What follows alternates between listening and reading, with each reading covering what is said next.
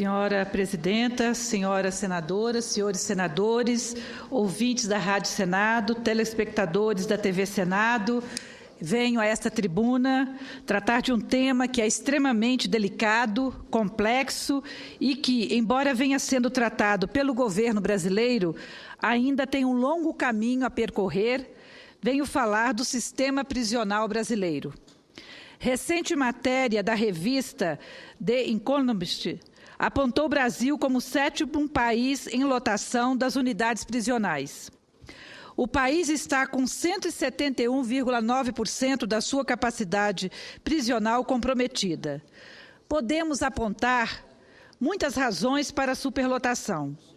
O aumento da violência observado nos últimos 30 anos, como mostrou o mapa da violência 2013, o recrudescimento da repressão a crimes de várias naturezas, somados ao alto número de presos que sequer foram julgados, 44% dos presos brasileiros estão aguardando julgamento. São apenas reflexos de um sistema prisional que está comprovadamente falido no mundo inteiro. Diante desses números, fica fácil compreender as péssimas condições a que são submetidos os detentos brasileiros, cujas condições de vida passam a ser um agravante da pena, que é a restrição da liberdade. Diligências realizadas pela CPI do Sistema Carcerário Brasileiro, ainda em 2008, encontraram presos confinados em pocilgas, no Mato Grosso do Sul, e presos em meio a ratos e esgoto, no Rio Grande do Sul.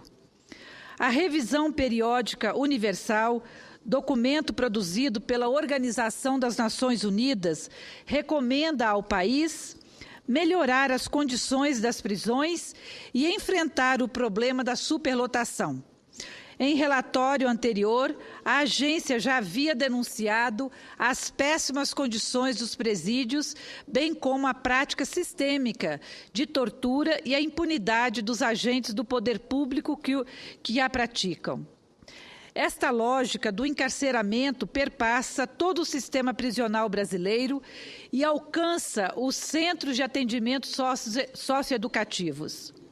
Criados pelo Estatuto da Criança e do Adolescente para fomentar a ressocialização de jovens em conflito com a lei, hoje se transformaram, em sua maioria, em depósitos de seres humanos vítimas dos mesmos maus de que padece o sistema prisional para adultos. As denúncias feitas pelo programa de televisão semanal Fantástico são inadmissíveis. Funcionários despreparados e incapazes de lidar com jovens, abusando da força e autoridade a eles conferida por nós, cidadãs e cidadãos brasileiros, que financiamos esta barbárie. Estes profissionais que foram flagrados na Fundação Casa em São Paulo não são, infelizmente, a exceção. Em todos os estados brasileiros, temos acompanhado pela Comissão de Direitos Humanos e Legislação Participativa, que tenho a honra de presidir, e pelos vínculos de comunicação, denúncias de graves violações aos direitos humanos de crianças e adolescentes. Recente matéria publicada no jornal A Gazeta do meu estado, o Espírito Santo, mostrou que o número de adolescentes em conflito com a lei cresceu mais de 20 vezes nos últimos 10 anos. Na matéria, a juíza coordenadora das varas de Infância e Juventude do Espírito Santo, Janete Pantaleão, afirma que os municípios e estados não se prepararam para lidar com os jovens em conflito com a lei. Na maioria dos casos, eles se envolvem com drogas e não recebem nenhuma medida de ressocialização e acabam reincidindo e superlotando centros como a Fundação Casa. Ainda segundo a juíza, em Vitória, o mesmo técnico que cuida do idoso, das crianças e do deficiente físico também cuida do adolescente em conflito com a lei. A plataforma DESCA, respeitada instituição internacional que tem atuado na defesa dos direitos humanos no Brasil, apontou que em Tocantins a situação é a mesma encontrada na unidade da Fundação Casa, denunciada pelo Fantástico. Maus tratos, torturas e agressões por parte de agentes do Estado são constantes. E naquele estado, a situação ainda se agrava.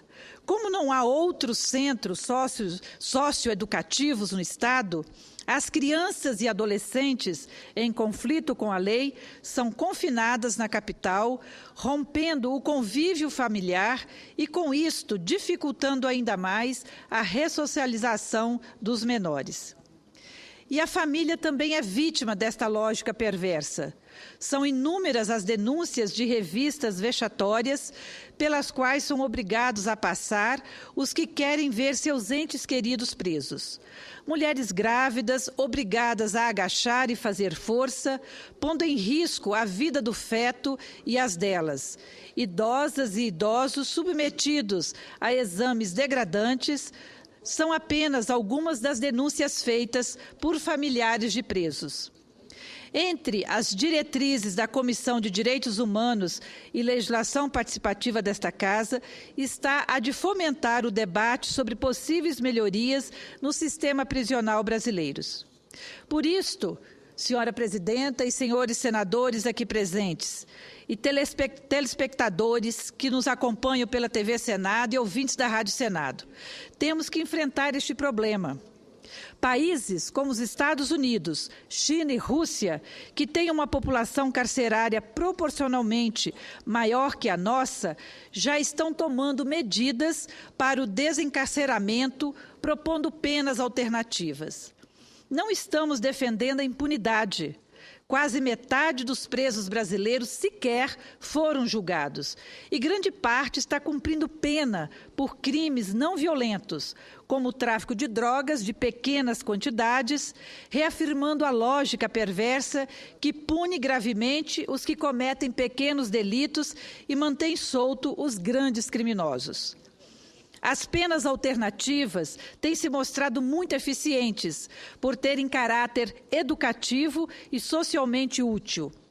No Brasil, são pouco utilizadas, mas desde 2006, algumas inovações na legislação, especialmente no caso do homem, autor de violência contra a mulher, permitem medidas de responsabilização e educação como alternativa à prisão. É o caso do Serviço de Responsabilização e Educação do Homem Autor de Violência. Reitero que não estamos defendendo a impunidade. Sou solidária às vítimas de violência e suas famílias. Sou favorável que crimes contra os direitos fundamentais, como os praticados contra a vida, a integridade física e psíquica, devam sofrer sanção penal, mas ressaltando que o Estado não pode ser violador de direitos humanos. Cabe ao Estado zelar pela integridade física e humana dos que estão sob sua tutela. E mais, cabe a ele garantir à sociedade que devolverá, após o cárcere, o indivíduo socialmente útil. Dito isto, quero parabenizar o governo do Estado da Paraíba, que inaugurou ontem, 20 de agosto, no presídio Serrotão, em Campina Grande, o primeiro campus universitário em um presídio no Brasil. O campus é da Universidade Federal da Paraíba e o primeiro curso oferecido será o de Gestão Carcerária e Direitos Humanos, para os funcionários que trabalham no presídio. Junto será ofertado o curso preparatório para o exame supletivo e oficinas de leituras. O objetivo é que no próximo ano já tenham presidiários fazendo o curso superior, mas hoje, dos 500 internos, apenas 13 têm o ensino médio completo.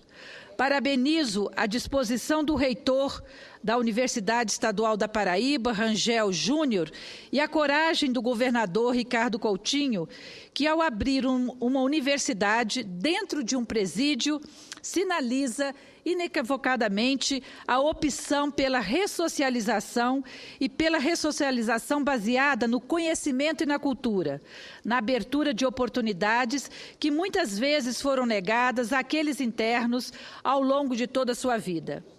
O governo federal tem mostrado compromisso e empenho na solução do problema prisional brasileiro. É fato, como já listado, que temos ainda um longo caminho a perseguir na busca da garantia de direitos humanos aos encarcerados e na ressocialização que é necessária aos presos, suas famílias,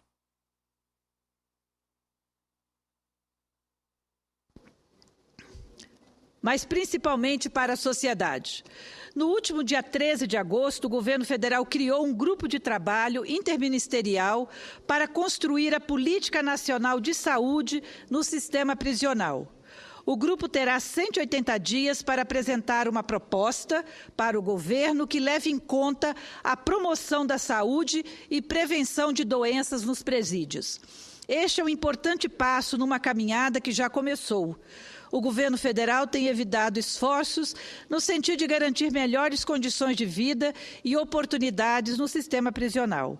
Desde 2011, já foram entregues cerca de 7.300 vagas em 11 estados.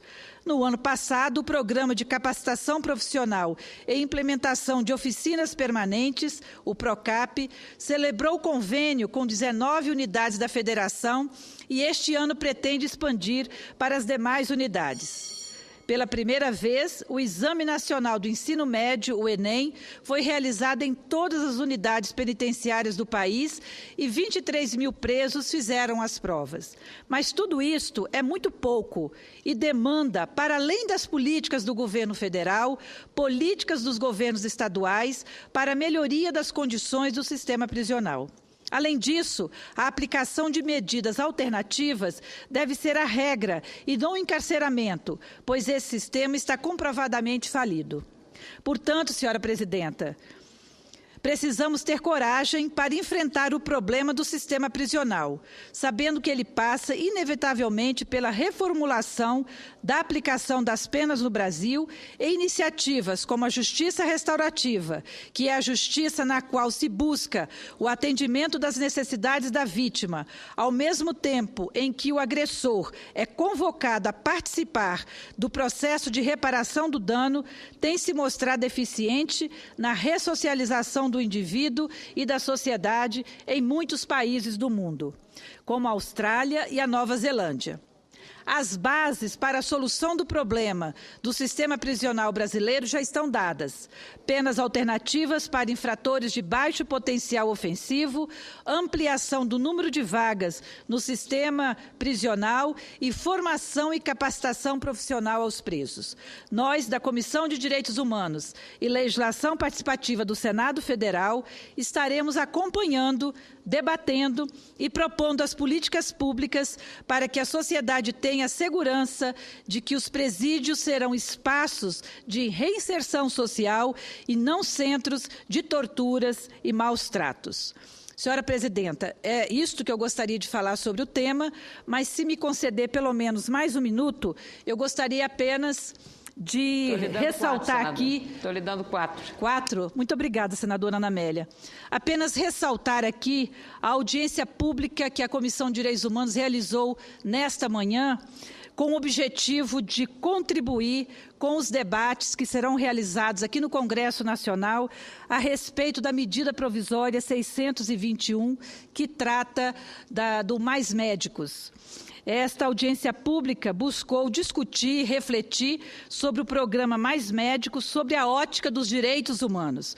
Uma mesa muito rica, com a presença de diversos profissionais, gestores e representantes de entidades profissionais que, de uma forma muito competente, apresentaram os argumentos e as informações que muito com certeza irá subsidiar o debate da medida provisória. Eu quero aqui destacar a presença do secretário substituto da Secretaria de Gestão do Trabalho e da Educação na Saúde, do Ministério da Saúde, o doutor Fernando Antônio Menezes da Silva, a presença da Maria do Socorro de Souza, presidenta do Conselho Nacional de Saúde, a presença também do Dr. Jorge José Santos Pereira Sola, secretário de Estado da Saúde da Bahia e representante do Conselho Nacional de Secretários de Saúde,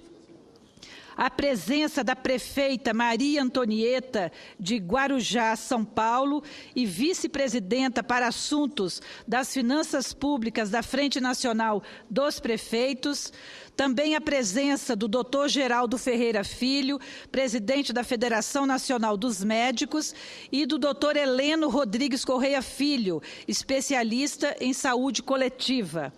Então, este debate, ele foi altamente importante e o nosso compromisso foi de que nós iremos repassar para o relator, o deputado federal Rogério Carvalho, que esteve também conosco durante um período da discussão, mas nós vamos repassar todas as informações colhidas nessa audiência pública para subsidiar o seu relatório da medida provisória que trata da contratação de mais médicos. Era isso, senhora presidenta. Agradeço aqui a oportunidade de poder também falar sobre esse tema e desejar tudo de bom para a senhora e dizer que nós estamos aqui caminhando juntas, fazendo o nosso trabalho em defesa da vida do povo brasileiro e, em especial, daqueles que dependem de políticas públicas eficientes e que nós sabemos que, na área da saúde, ainda há uma parcela muito significativa da nossa população, nesses locais muito distantes do nosso país,